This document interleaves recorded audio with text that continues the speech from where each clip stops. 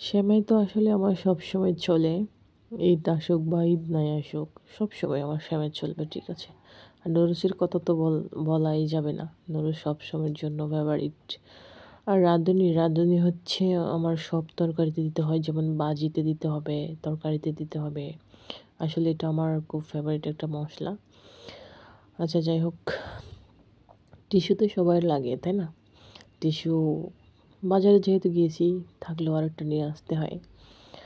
এটা হচ্ছে বাদাম, বাট এটা পরে দেখাচ্ছি। এটা হচ্ছে জিরা। জিরাটা সব তরকারিতে আমার দিয়েই লাগে।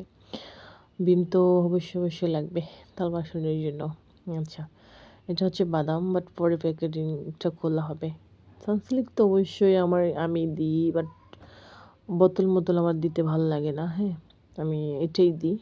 আর সানসিল্ক না দিলে আমার চুল একদম থাকবে না মাথায়।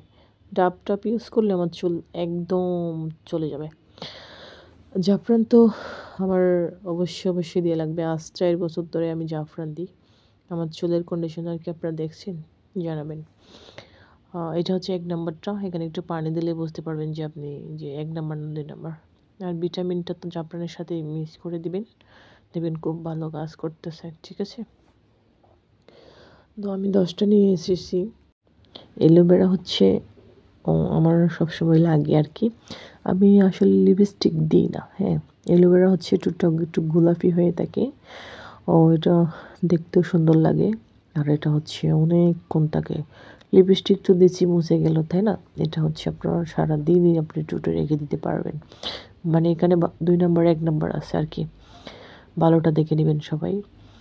আর হচ্ছে আমি যেটা ব্যালকনিতে বাগান করি, হ্যাঁ, আমার বাগান তো আপনারা দেখেন নাই, বাট একদিন দেখাবো আপনাদেরকে। ধনিয়া পাতা নিয়ে আসছি, ঠিক আছে? ধনিয়া বিচি আর কি, ওটা হচ্ছে লাগাবো ব্যালকনিতে।